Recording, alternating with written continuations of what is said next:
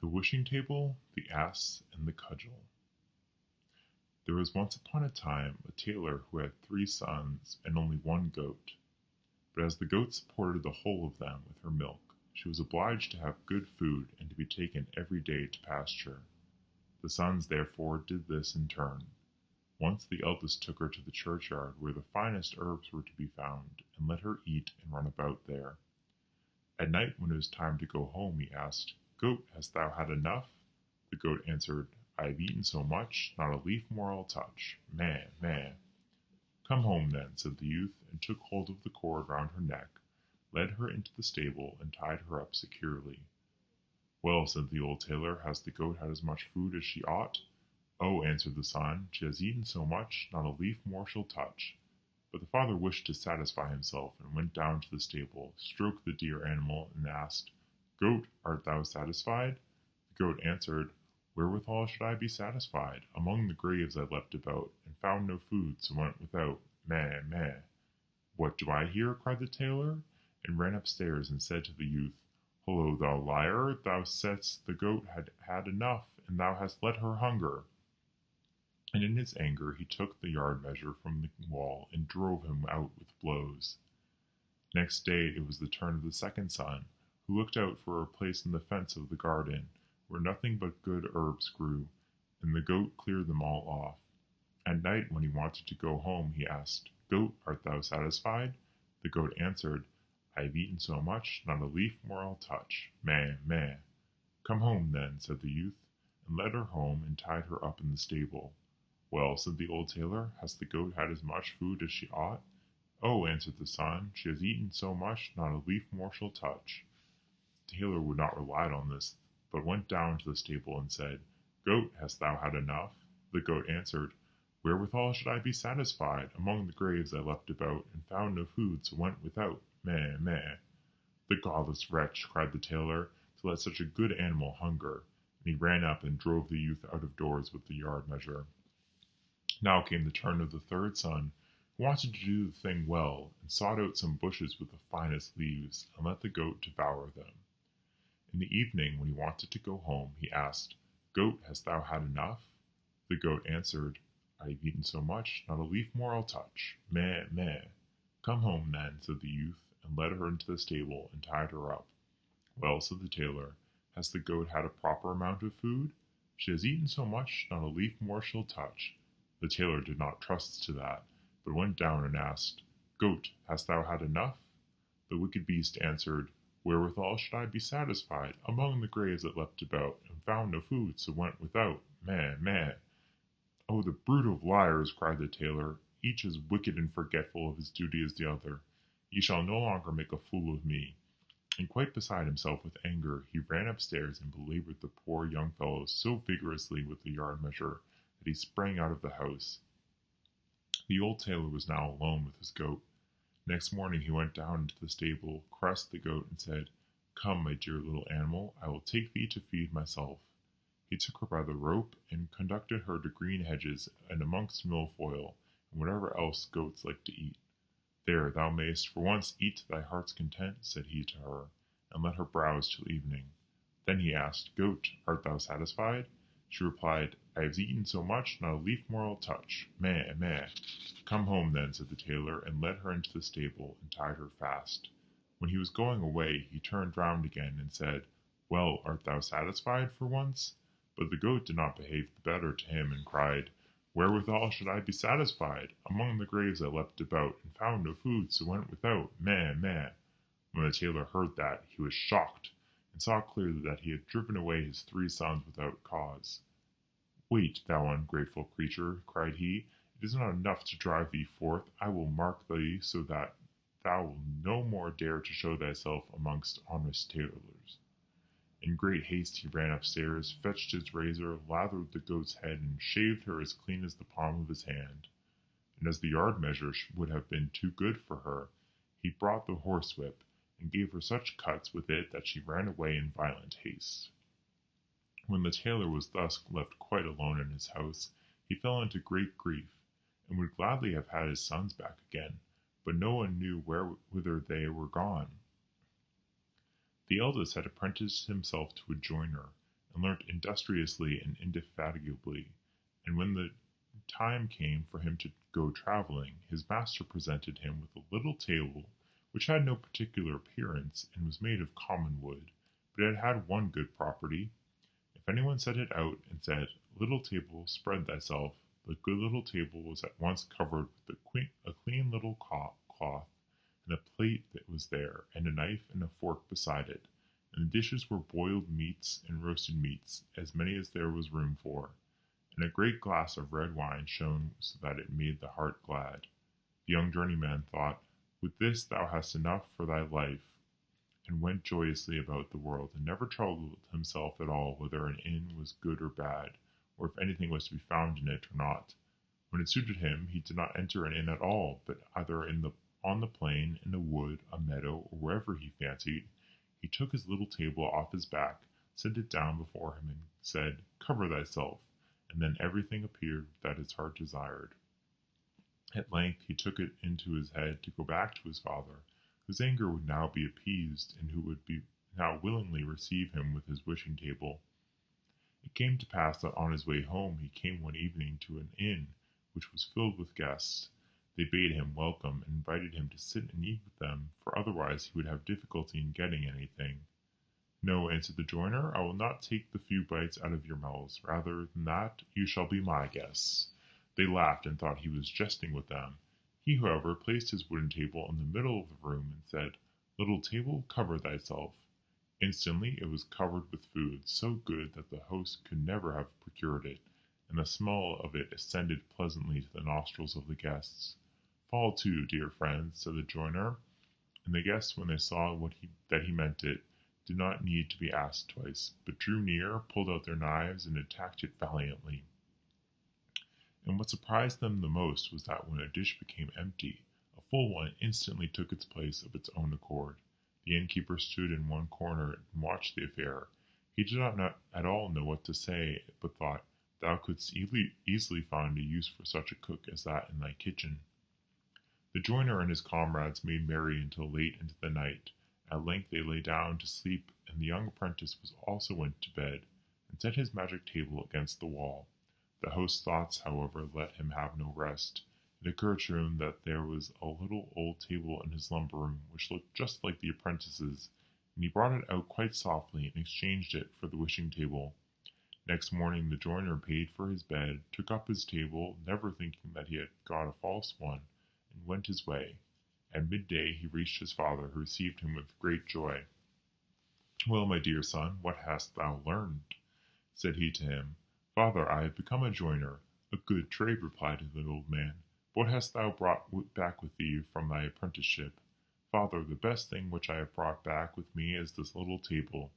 The tailor inspected it on all sides, and said, "Thou didst not make a masterpiece when thou madest that. It is a bad old table." "But it is a table which furnishes itself," replied the son. "When I set it out and tell it to cover itself, the most beautiful dishes stand on it, and a wine also which gladdens the heart.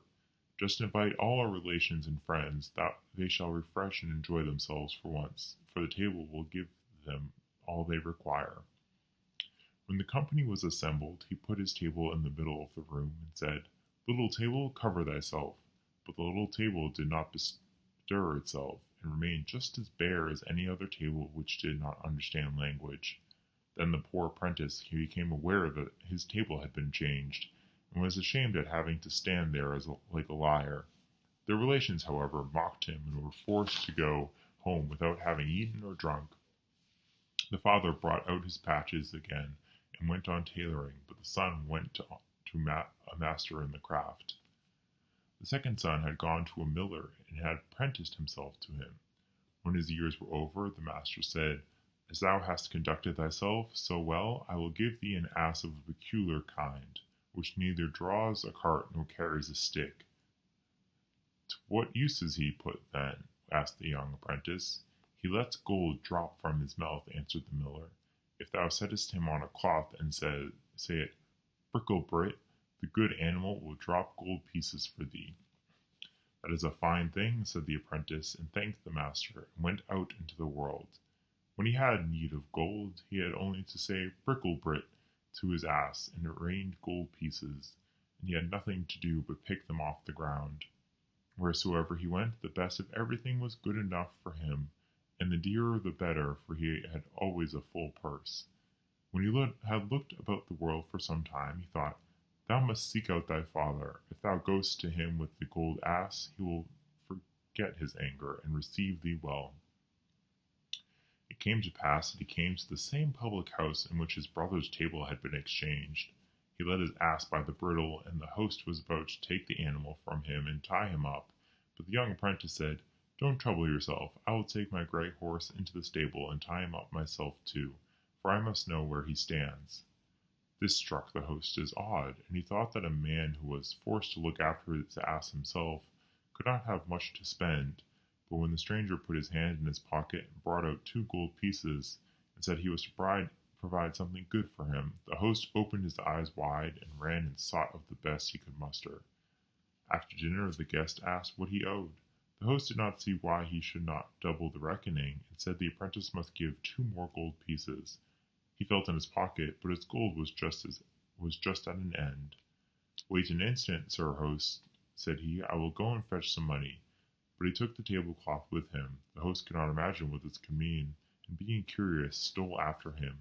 And as the guest bolted the stable door, he peeped through a hole left by a knot in the wood. The stranger spread out the cloth under the animal and cried, Brickle-Brit, and immediately the beast began to let gold pieces fall, so that it fairly rained down money on the ground. My word, said the host, ducats are quickly coined there. A purse like that is not amiss. The guest paid his score and went to bed, but in the night the host stole down into the stable, led away the master of the mint, and tied up another ass in his place. Early next morning the apprentice travelled away with his ass, and thought that he had his gold ass. At midday he reached his father, who rejoiced to see him again, and gladly took him in. What hast thou made of thyself, my son? asked the old man. A miller, dear father, he answered. What hast thou brought back with thee from thy travels? Nothing else but an ass. There are asses enough here, said the father. I'd rather have a good goat. Yes, replied the son, but it is no common ass, but a gold ass. When I say Brickle-Brit, the good beast opens its mouth and drops a whole sheetful of gold pieces. Just summon all our relations hither, and I will make them rich folks. That suits me well, said the tailor, for then I shall have no need to torment myself any longer with the needle, and ran out himself and called the relations together. As soon as they were assembled, the miller bade them make way, spread out his cloth, and brought the ass into the room.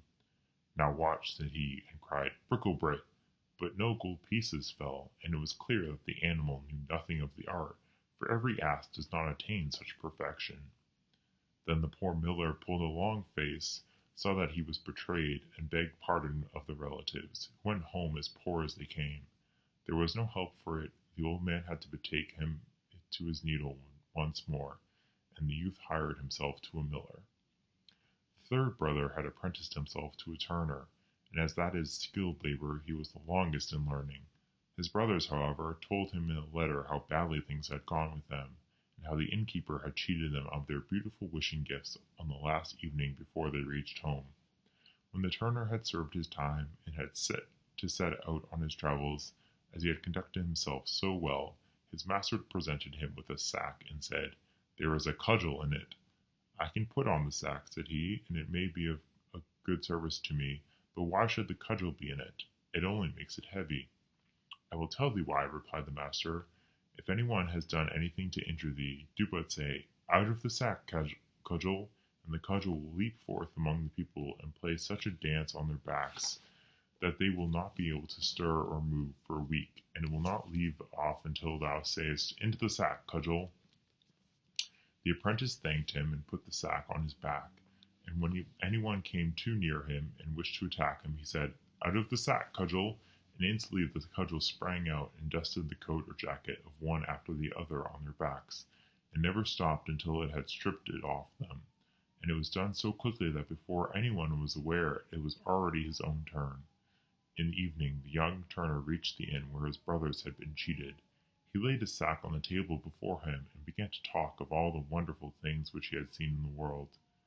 Yes, said he, and people may easily find a table which will cover itself, a gold ass and things of that kind, extremely good things which I by no means despise. But these are nothing in comparison with the treasure which I have won for myself and am carrying about with me in my sack there. The innkeeper pricked up his ears. What in the world can that be? Thought he. The sack must be filled with nothing but jewels. I ought to get them cheap, too, for all good things go in free in threes. When it was time for sleep, the guest stretched himself on the bench and laid his sack beneath him for a pillow. When the innkeeper thought his guest was lying in a sound sleep, he went to him and pushed and pulled quite gently and carefully at the sack to see if he could possibly draw it away and lay another in its place. The turner had, however, been waiting for this for a long time, and now, just as the innkeeper was about to give a hearty tug, he cried, "Out of the sack, Cudgel!" Instantly the little Cudgel came forth and fell on the innkeeper and gave him a sound thrashing. The host cried for mercy, but the louder he cried, so much more heavily the Cudgel beat the time on his back, until at length he fell to the ground exhausted. Then the turner said, "If thou dost not give back the table which covers itself and the gold ass, the dance shall begin afresh." "Oh no," cried the host, quite humbly, "I will gladly produce everything, only make the accursed kobold creep back into the sack." "Then," said the apprentice, "I will let mercy take the place of justice, but beware of getting into mischief again." So he cried, "Into the sack, Cudgel, and let him have rest." Next morning the turner went home to his father with the wishing table and the gold ass. The tailor rejoiced when he saw him once more, and asked him likewise what he had learned in foreign parts. "Dear father," said he, "I have become a turner." "A skilled trade," said the father. "What hast thou brought back with thee from thy travels?" "A precious thing, dear father," replied the son, "a cudgel in a sack." "What!" cried the father, "a cudgel? That's worth thy trouble indeed. From every tree thou can cut thyself one. But not one like this, dear father. If I say, 'Out of the sack, Cudgel,' the cudgel springs out and leads any one who meant ill with me a weary dance, and never stops until he lies on the ground and prays for fair weather. Look you, with this cudgel have I got back the wishing table and the gold ass, which the thievish innkeeper took away from my brothers. Now let them both be sent for. Invite all our kinsmen. I will give them to eat and drink, and will fill their pockets with gold into the bargain." The old tailor would not quite believe, but nevertheless got the relatives together. Then the turner spread a cloth in the room, and led in the gold ass, and said to his brother, "Now, dear brother, speak to him." The miller said, "Bricklebrit," and instantly the gold pieces fell down on the cloth like a thunder shower, and the ass did not stop until every one of them had so much that he could carry no more. "I can see in thy face that thou also wouldst like to be there." Then the turner brought up the little table and said, "Now, dear brother, speak to it." And scarcely had the carpenter said, "Table, cover thyself," than it was spread and amply covered with the most exquisite dishes. Then such a meal took place as the good tailor had never yet known in his house, and the whole party of kinsmen stayed together till far in the night, and were all merry and glad. The tailor locked away the needle and thread, yard measure and goose, in a press, and lived with his 3 sons in joy and splendor. What, however, has become of the goat who was to blame for the tailor driving out his 3 sons? That I will tell thee. She was ashamed that she had a bald head, and ran to a fox's hole and crept into it. When the fox came home, he was met by 2 great eyes shining out of the darkness, and was terrified and ran away. A bear met him, and as the fox looked quite disturbed, he said, "What is the matter with thee, brother fox? Why dost thou look like that?" "Ah," answered Redskin, "a fierce beast is in my cave, and stared at me with its fiery eyes." "We will soon drive him out," said the bear, and went with him to the cave and looked in. But when he saw the fiery eyes, fear seized on him likewise. He would have nothing to do with the furious beast, and took to his heels. The bee met him, and as she saw that he was ill at ease, she said, "Bear, thou art really pulling a very pitiful face. What has become of all thy gaiety?" "It is all very well for thee to talk," replied the bear. "A furious beast with staring eyes is in Redskin's house, and we can't drive him out." The bee said, "Bear, I pity thee. I am a poor weak creature whom thou wouldst not turn aside to look at, but still I believe I can help thee." She flew into the fox's cave, lighted on the goat's smoothly shorn head and stung her so violently that she sprang up, crying meh, meh, and ran forth into the world as if mad, and to this hour no one knows where she has gone.